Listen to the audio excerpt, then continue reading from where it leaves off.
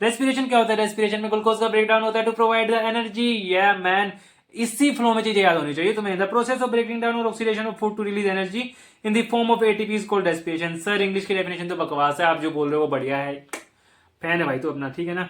मैं भी तुम्हारा फैन हूं यार। ब्रीथिंग और रेस्पिरेशन की बात करते हैं। क्या फर्क है ब्रीथिंग और रेस्पिरेशन में? ब्रीथिंग में जाहिर सी बात है, आप सांस लोगे, ऑक्सीजन अंदर जाएगी, छोड़ दोगे, कार्बन डाइऑक्साइड बाहर आ जाएगी, ये होता है ब्रीथिंग। रेस्पिरेशन में क्या होता है? रेस्पिरेशन में ग्लूकोज को ब्रेक डाउन किया जाता है आपको एनर्जी देने के लिए। जब आप स्कूल से आते हो, खाना खाते हो, तो आपको फाइनली एनर्जी मिलती है या नहीं? वो एनर्जी कैसे मिली? जैसे अपने जैसे आप स्कूल से आए, आपने रोटी खाई, रोटी में क्या था? कार्बोहाइड्रेट्स। कार्बोहाइड्रेट्स किसमें ब्रेक डाउन होगा? ग्लूकोज में। ग्लूकोज किसके साथ रिएक्ट करेगा? आपकी बॉडी में जो सेल्स है उनमें जो ऑक्सीजन है उसके साथ ग्लूकोज रिएक्ट करेगा, और जैसे ही ग्लूकोज ऑक्सीजन के साथ रिएक्ट करेगा आपको एनर्जी मिल जाएगी। ये मैन, ये वाली रिएक्शन होती है तो रेस्पिरेशन की, ठीक है, आपको एनर्जी प्रोवाइड कराने के लिए, ठीक है। तो अब आप दोबारा अपना होमवर्क करने के लिए तैयार हो जाओगे। There is no production energy in this. Breathing में एनर्जी थोड़ी ना प्रोड्यूस होती है, रेस्पिरेशन में एनर्जी प्रोड्यूस होती है। Energy produce in the form of ATP. Okay जी। फिजिकल प्रोसेस है जो हमारा ब्रीथिंग है, और ये कैसा प्रोसेस है? ये केमिकल प्रोसेस है, ठीक है। अकर्स थ्रू रेस्पिरेटरी ऑर्गन्स और takes place in cells and cell organelles. Okay जी, ये सही है यार। Breathing is like plugging in your phone, respiration is actually charging it. सही है यार। ब्रेकडाउन ऑफ ग्लूकोज के बारे में डिस्कशन कर लेते हैं थोड़ा, कि ब्रेकडाउन ऑफ ग्लूकोज कैसे होता है। ऑक्सीजन की प्रेजेंस में भी होता है और ऑक्सीजन की एब्सेंस में भी होता है। अगर ऑक्सीजन की प्रेजेंस में ग्लूकोज का ब्रेकडाउन होता है तो उसको बोलेंगे एरोबिक प्रोसेस, यानी कि एरोबिक रेस्पिरेशन, ठीक है। ऑक्सीजन की एब्सेंस में ग्लूकोज का ब्रेकडाउन होता है तो उसको बोलेंगे अनएरोबिक रेस्पिरेशन। ओके जी, ओके सर। ग्लूकोज का ब्रेकडाउन हुआ 6 कार्बन मॉलिक्यूल से 3 कार्बन मॉलिक्यूल्स में। क्या फॉर्मूला होता है ग्लूकोज का? C6H12O6, ठीक है। 6 कार्बन से 3 कार्बन मॉलिक्यूल बन गए। Okay sir. अब एब्सेंस ऑफ ऑक्सीजन में क्या होगा? जैसे आप अंगूरों को फर्मेंट करके आप शराब नहीं बनाते, शराब मतलब इथेनॉल, ठीक है। ऐसे ही जब एब्सेंस ऑफ ऑक्सीजन में रिएक्शन होगी वो इन यीस्ट होगी, ठीक है। फर्मेंटेशन का प्रोसेस होगा, इथेनॉल बनेगी और कार्बन डाइऑक्साइड बाहर निकल जाएगी और एनर्जी मिल जाएगी आपको, ठीक है। जैसे आपने अंगूरों से शराब बनाई थी फर्मेंट करके, ठीक है, वहां भी इथेनॉल रिलीज हुआ था और यहाँ भी इथेनॉल रिलीज हो रहा है। इस तरीके से आप याद कर सकते हो। लैक ऑफ ऑक्सीजन की अगर बात करें, आपने बहुत सारी फिजिकल एक्टिविटी कर ली एक ही दिन में, ठीक है, तो जाहिर सी बात है दुखेगा ना अगले दिन, पैर बहुत गंदे वाले दुखेंगे, क्रैम्प्स क्रिएट हो जाते हैं, तो लैक्टिक एसिड रिलीज हो जाता है, उस वजह से वो क्रिएट होती है, ठीक है ना। तो लैक्टिक एसिड रिलीज हो गया और आपको एनर्जी मिल गई। Buildup of lactic acid in our muscles during sudden activities और कॉजेस क्रैम्प्स, ठीक है जी। Presence of oxygen in mitochondria, ये होता है माइटोकॉन्ड्रिया वाला प्रोसेस। इसमें क्या, कार्बन डाइऑक्साइड बनेगा, वाटर बनेगी और एनर्जी बाहर निकल जाएगी। ये प्रोसेस तो यार फर्स्ट चैप्टर में भी, केमिकल रिएक्शन एंड इक्वेशंस में। Yes sir.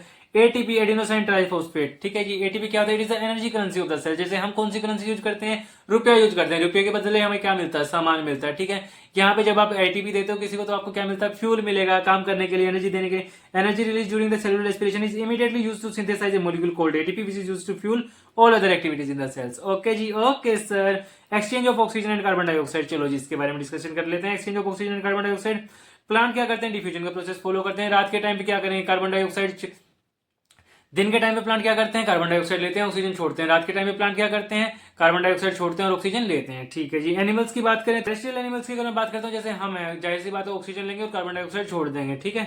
एक्वेटिक की अगर मैं बात करता हूँ तो एक्वेटिक में क्या होगा? जैसे मछली है, मछली क्या लेती है? मछली भी ऑक्सीजन ही लेती है, लेकिन यार वो गिल्स के थ्रू लेती है। हमारे में क्या होता है? लंग्स के थ्रू जाती है चीजें, ठीक है।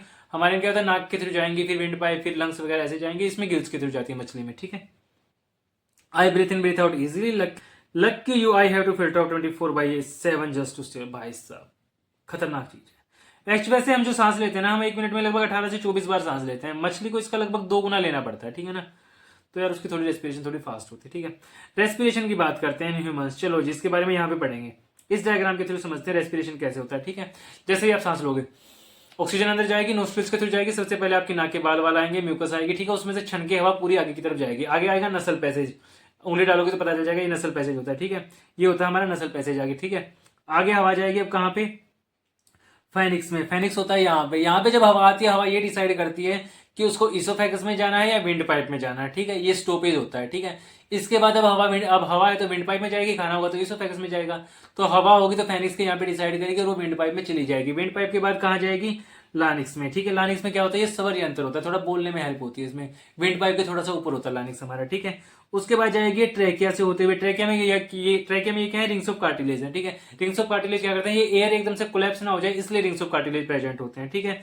रिंग्स ऑफ कार्टिलेज के बाद यहाँ पे 2 पार्ट में चीजें बट जाएंगी, ठीक है। इनको बोलते हैं ब्रोंकाई, ठीक है। ब्रोंकाई आगे जाके अलग अलग ब्रांचेज में बट जाती है, उसको बोलते हैं ब्रोंकियोल्स, ठीक है। और एल्वियोलाई, ठीक है। एल्वियोलाई में क्या होता है? यहाँ होता है एक्सचेंज ऑफ गैसेज। क्या होता है? Exchange of gases. Exchange of gases से हमारा क्या मतलब है, ये मान लो हमारी ब्लड वेसल है, ब्लड वेसल के थ्रू जो भी कार्बन डाइऑक्साइड होगी ना वो एल्वियोलाई में चली जाएगी, ठीक है, और जो भी ऑक्सीजन होगी ऑक्सीजन यहाँ से एल्वियोलाई से ब्लड वेसल में चली जाएगी और अलग अलग पार्ट में पहुंचा दी जाएगी बॉडी ऑर्गन में, किसके थ्रू, हीमोग्लोबिन के थ्रू, क्योंकि वो एक रेस्पिरेटरी पिगमेंट है, ठीक है। और ये जो कार्बन डाइऑक्साइड को लाने का काम कौन करता है, ब्लड वेसल्स के थ्रू, ये भी हीमोग्लोबिन ही करता है, ठीक है। और इसको कार्बन डाइऑक्साइड को यहाँ पे लाके छोड़ दिया जाएगा, उसके बाद ये लंग्स और वेंट पाइप से होते हुए बाहर निकल जाएगी, ठीक है। ओके जी, ये था हमारा respiration process. Respiration in humans, पहले नोस्ट्रिल्स में आएगी, फिर नसल कैविटी, फिर फानिक्स, फिर लानिक्स, फिर ट्रैकिया, फिर ब्रोंकाई, फिर ब्रोंकियोस, फिर एल्वियोलाई, ठीक है जी। ओके, इंसानों में वही चीजें दी गई है जो मैंने आपको बता रखी है, पीडीएफ में आपको प्रोवाइड करा दूंगा। Okay sir, thank you sir.